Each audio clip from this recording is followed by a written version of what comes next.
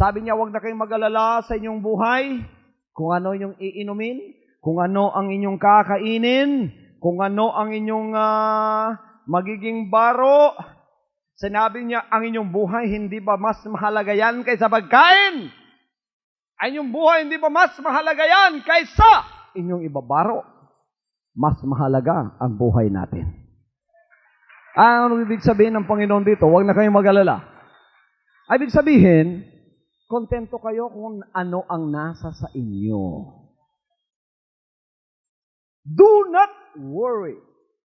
Huwag kayong mag-alala.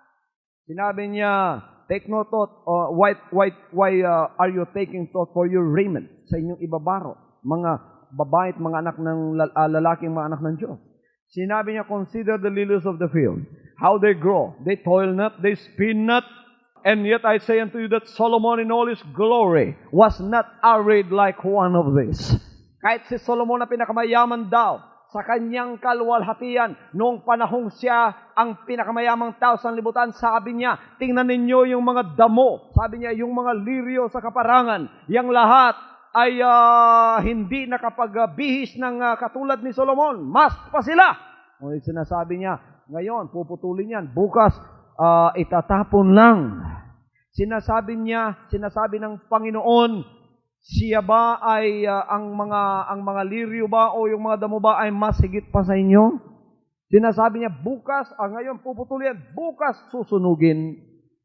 Sabi niya, napakaliit ng inyong pananampalataya. Pagkatapos sinabi ng Panginoon, huwag na kayong mag-alala, sasabihin, ano ang aking kakainin? Pagbangon mo sa umaga, kung ano ibinigay na pagkain ng Panginoon, kontento ka na. May lamang pandesal doon na binigay niya sa araw na ito para sa iyo, kontento ka. Praise God. Hallelujah. Kung gusto mo, may cake pa, hingin mo sa Panginoon. Pagkatapos mong hiningi, huwag ka nang mag-alala pa. What we shall eat, what we shall drink, wherewithal shall we be clothed. Take no thought for these things. Anong sinabi ng Panginoon? For after all these things do the Gentiles seek. Kaya nawawala yung bunga ng marami, sapagat ito ang kanilang inaalala sa kanilang mga buhay. Worry is an insult to God. When you begin to worry and you are a child of God, you are insulting the Lord. Para bang wala ng Panginoon sa buhay mo? Para nakatali na ang kanyang mga kamay. Wala nang magagawa ang Panginoon para sa iyo. Huwag kang mag-alala. Mga igsoon, ayaw mo kabalaka sa inyong kinabuhi. Kontento lang mo unsay gihatag sa Dios. Unsa pay inyong gipangayo sa iya, pangayua, apan ayaw pagkabalaka. Anong ibinibigay ng klaseng buhay ng Panginoon sa iyo ngayon? Maging kontento ka. Nang dahil sa discontentment, pagkatapos mga kapatid, iniwan ng kalooban ng Diyos, hindi na hiningi sa Kanya, ginawa na ng kanilang sariling lakas, marami ang nagjapayuki at napahamak sa Japan. Nang dahil sa discontentment, dahil gusto nila ng isang marangyang buhay, sapagkat sila ay naiinggit sa kanilang mga kapitbahay, maraming napahamak na pumunta ng Kuwait. Pagkatapos ngayon, nagsibalikan sila, pagkatapos pinagre-rape lang doon ng kanilang mga amo. Mga kapatid, diyan nagpapasimula ang napakaraming problema.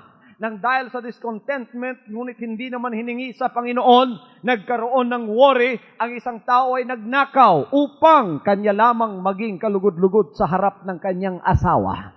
Napakarami ng problemang nangyayari because of discontentment and because they put God aside out of His will, out of the will of God ang ginawa nila. Pagkatapos hindi na nila hiningi pa sa Panginoon ang mga bagay na kanilang kinakailangan. Pagkatapos nahingin ninyo sa Panginoon ang mga bagay na gusto pa ninyo, do not worry.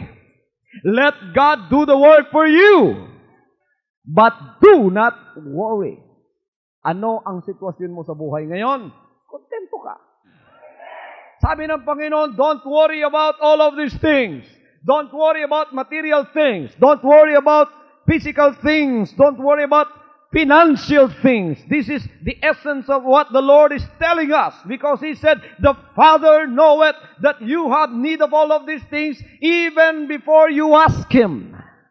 Kahit bago mo pa hiningi ito, huwag ka nang mag-alala, sapagkat alam na ng Diyos dati kung yan ang mga bagay na kinakailangan mo. Alam na niya kahit hindi mo pa sinabi sa Kanya. Kaya huwag mo nang pangunahan ng Diyos. Ang dapat ay ang pagnanasa mo, ibigay sa Kanya. At pagkatapos, huwag mo nang alalahanin pa. Anong sinabi ng Panginoon na gawin natin? But seek ye first the kingdom of God and His righteousness, and all these things shall be added unto you. Hanapin muna ninyo ang kaharian ng Diyos at ang Kanyang katuwiran, at ang lahat ng mga bagay na ito ay idaragdag sa inyo.